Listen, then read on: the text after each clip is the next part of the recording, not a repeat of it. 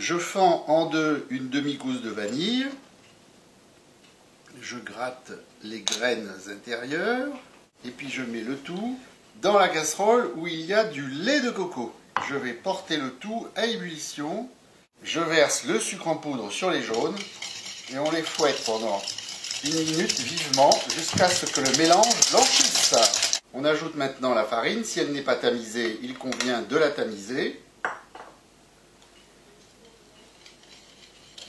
On verse ensuite le lait de coco qui a infusé avec la vanille. Petit à petit, on reverse la préparation dans la casserole.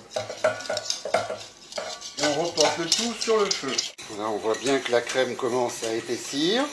On voit ici les premiers bouillons qui se manifestent. On laisse bouillir comme ça pendant 1 minute. On rajoute 2 feuilles de gélatine qu'on avait mises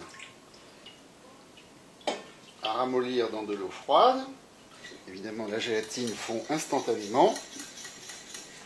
Et maintenant, on mélange la crème pâtissière Catiedi avec le beurre qui est mou. L'important, c'est que les deux matières soient aient la même texture. À du blanc d'œuf, on rajoute du sucre glace jusqu'à former une pâte épaisse.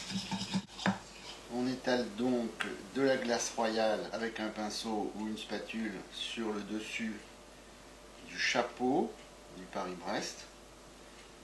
On retourne ce chapeau dans de la noix de coco disposée dans une assiette.